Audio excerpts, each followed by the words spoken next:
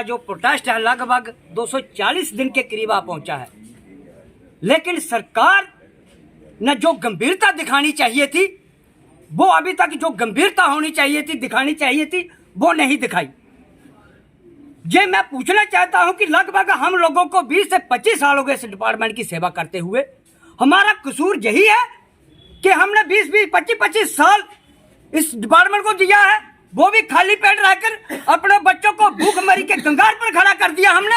उनको बच्चों की शिक्षा महरूम हो गया है, वो कपड़ा उनके तन पर नहीं है, फिर भी हम इस डिपार्टमेंट की सेवा करने पर लगातार चल रहे हैं। लेकिन सरकार हमारी मेहनत की अनदेखी कर रही है। आज बड़े बड़े प्रोजेक्ट जम्मू कश्मीर के अंदर लग रहे हैं, बड़े बड़े सड़कें बन रही हैं, इनके लिए पैसा है, लेकिन जो गरीब दिन रात ट्यूबवेलों पर जाकर सांप बिच्छू के बीच बैठकर कभी उनको सांप काटता है, कभी बिच्छू काटता है, बड़ी बड़ी गर्मियों के अंदर चाहे सर्दियां हो, खड्डे खोदता है, पाइपें ठीक करता है, उसी पाइपों से फिर लोगों के घरों तक पानी पहुंचाता है। लेकिन अफसोस, दुख इस बात का है कि मेरा डेली बेजर भाई कभी भी अच्छी रोटी या अच्छा खाना उनके नसीब में हासिल नहीं हुआ है।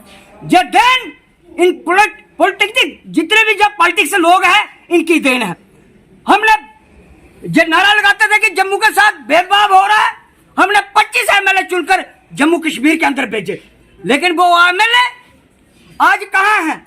बड़ी बड़ी बातें निकालते थे कि जम्मू के साथ ये हो रहा है। उनका चरित्र, उनका चाल चलन ये साबित करता है कि वे ये लोग डेली बेजर के पक्ष में नहीं है, बड़े बड़े पूंजीपतियों के खिलाफ है। ये इनका कहना और करने में अंतर है। आईटीआई वर्कर आज हमारे स्ट्राइक को 240 दिन हो गए हैं, तो सरकार का रवैया अभी तक पहले जैसा ही है। हमारी मीटिंग तो बहुत हुई सरकार के साथ, आज तक उसका ग्राउंड पे रिजल्ट जीरो है। तो हमारी मांग जो है एसआरओ चोन के तहत परमानेंट किया जाए, तो हमारे जो डेली वेजर सुसाइड कर गए हैं उनको नौकरी दी जाए, और जो हमारे डेली वेजर रिटायर हो गए हैं उनको कम से कम 15-15 लाख रुपया कंपनसेशन दिया जाए। ये हमारे वर्कर 28 साल हो गए इन डिपार्टमेंट को चला रहे हैं, पीएचई डिपार्टमेंट को। तो सरकार को आज तक ये नहीं पता चला, हर बार हमारे डिवीजन में नया नोटिस आ जाता है तो इनकी डिटेल भेजी जाए।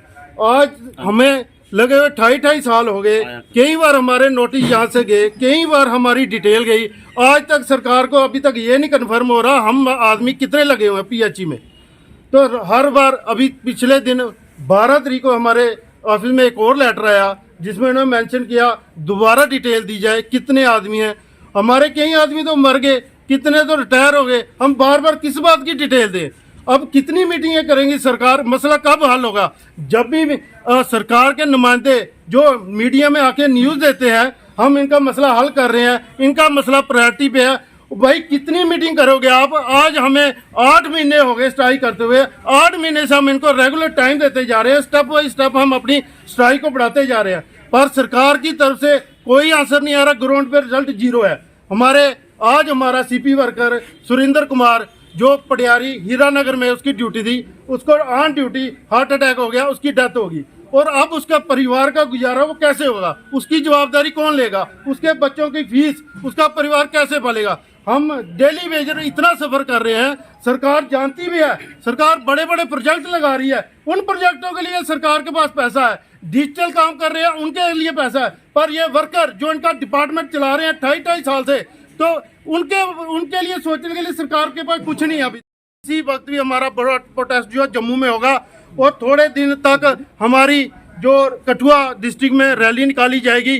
पूरे कठुआ डिस्ट्रिक्ट के सीपी वर्कर, आईटीआई वर्कर, जितने भी डेली वेजर हैं, सभी इस रैली में आएंगे, शामिल होंगे, और सरकार के खिलाफ रोष प्रकट किया जाएगा। तो हमारी यही आवाज़ है, जब तक पॉलिसी नहीं घर वापसी नहीं। जय हिंद, जय भारत। कुमार, सीपी वर्कर बिलावर से।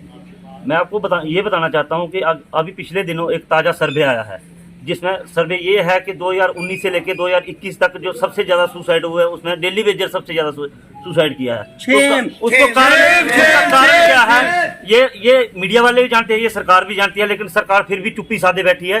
तो हम ये चाहते हैं कि सरकार आखिर ये चुप्पी तोड़ेगी कब? इनका कोई ना कोई रिस्पांस नेगेटिव पॉजिटिव आएगा कब? कुछ तो बोले, कुछ तो गवर्नर साहब कुछ तो स्टेटमेंट जारी करें, लेकिन इनके मुंह से कुछ भी निकलने को तैयार नहीं है। तो ये हमें जो लगता है ये इसको इलेक्शन ट्रेंड बना रहे हैं, लेकिन हम ऐसा नहीं होने देंगे।